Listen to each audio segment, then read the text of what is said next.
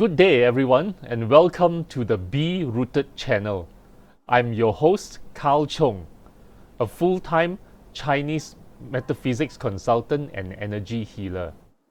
About 1.5 years ago, I attended a Vedic Astrology class conducted by Chris Lowe, and I was struck by how clear and concise he was in his field.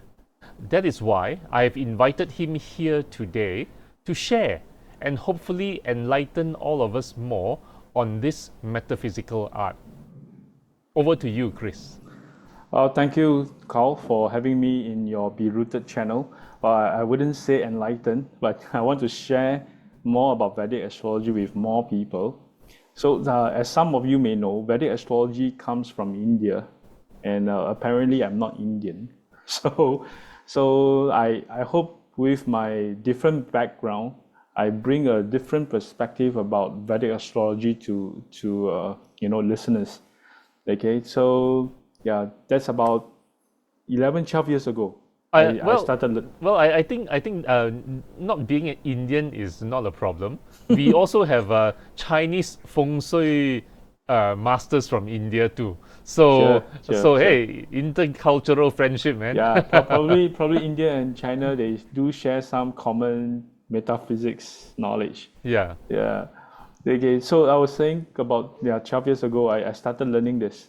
It has been quite more than a decade already. Yeah.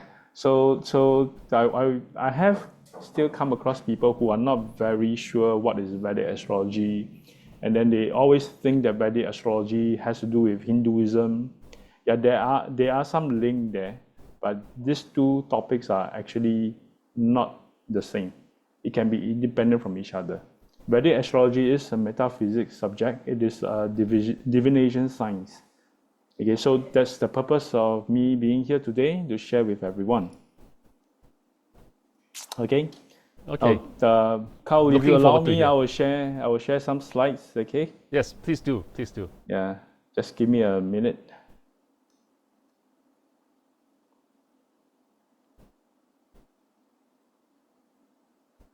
Okay. Can you see my slides? Yes. Yes. Okay. So I call this project as my project Demystify Vedic Astrology.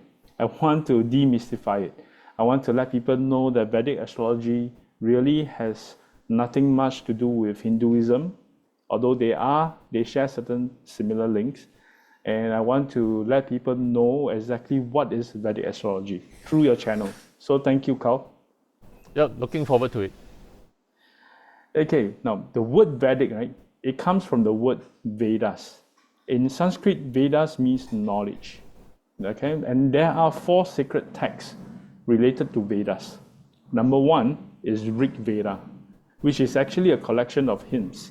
And this is the origin of Vedic astrology, because in the hymns, it describes the relationship of celestial bodies and earth.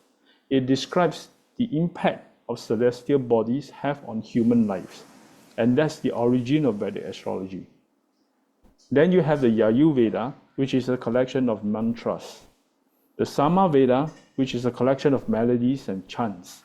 And the last one, Atharva Veda, is a guidance on everyday life. So essentially, Vedas is about you, how you live your life. Right? Now, what is Vedic astrology? It is a sacred science and art of divination from India based on the movement and quality of planets. In Sanskrit, right, we call planets as grahas, but their meaning actually are not that similar. Grahas is actually like a status in the celestial bodies, right? So it's based on the movement and quality of grahas at a given moment. And in Sanskrit, we call it Jyotisha. Jyotisha means the study of the lights in the sky. Okay, this is Vedic astrology. All right, this is a screenshot map of our solar system. So in astrology, whether Western or Vedic, right, we try to make sense of positions of planets in relation to Earth. Like for example, Sun is in this sector, Mars is in that sector, Mercury is in this sector, and we try to make sense of it. right? So then you may ask, right, how similar or how different is it compared to Western astrology, right? Now, the first major difference between Vedic and Western astrology is how the sky is divided into sectors. Right? Still, I'm sure you know of the signs Aries all the way to Pisces, right? Yes. How do we divide them? This is the first major difference. In the far, far away, distant universe, right, there are these 12 stars. Of course, there are many others, right? But these are the 12 stars that the ancient Indian seers, astrologers can see from Aries all the way to Pisces. Now, these stars are fixed stars, okay? And they have their actual position. So they want to study the impact of these stars have on Earth. And because it's based on distant stars, it is also known as sidereal astrology. Sidereal astrology. So this is the first major difference. Now, for Western astrology, every year about March the 20th, 21st, or 22nd, this is where we have our this what we call spring equinox. We are at the spring equinox, okay, and that's where Aries starts. Similarly, for anti-clockwise, you have Taurus all the way to Pisces. And because Western astrology is based on the position of Sun in relation to Earth, it is known as tropical astrology. Okay. Tropical because it's Sun. Okay. Okay, Alright. so these are the two. This is the main difference, how the sky is being divided. Now, this table will show you how different they are. Okay, so I chose a random date and time, 11 October 2024, UTC, London. Okay, 3:26 hours. Now, I use Vedic Astrology, I use an app to come up with all this. Sun was at Virgo, 24 degrees 6 minutes. In Western astrology, okay, by the way, these data were picked up from the internet. Okay, you can just type, for example, where is Sun right now, or where is Mars right now, you will see. Okay, you'll be able to see. So Sun on that day was at Libra already. And you can see, right, the difference is about one sign away.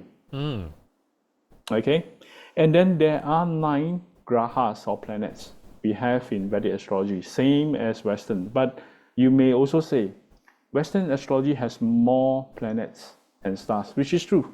Like, for example, Uranus, Neptune, Pluto, I'm sure you know, right? These planets are not taken into account for Vedic astrology. But you may also come across some New Age Vedic astrologers, they do use these planets as well, right? But in the classical, the way of doing Vedic astrology, only these 9 grahas are taken into account. And then you will also realize at the bottom 2, Rahu and Ketu, they are the north node and the south node of the moon. They are not actual planets. They are imaginary points. Same for Western astrology, they also have Rahu, Ketu. But as you can see, the position of them in which sign they are different. Okay, in Vedic astrology is at Pisces, for Rahu is at Pisces, but in Western astrology, Rahu is already at Aries. Okay, this difference makes a huge impact.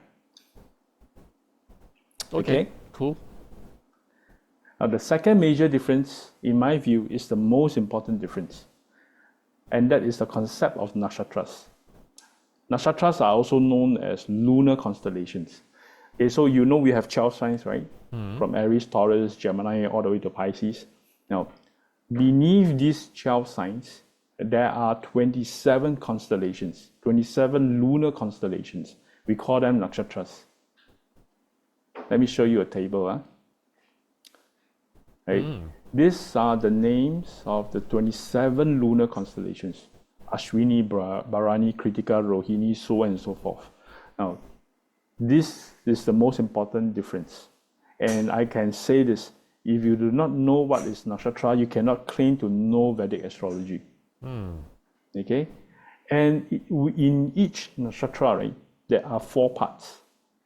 So 27 times 4, you have 108 parts. And we have 12 signs, right? So if you use 108 divided by 12, you have 9. So meaning to say, each sign, like for example Aries, it covers 9 parts.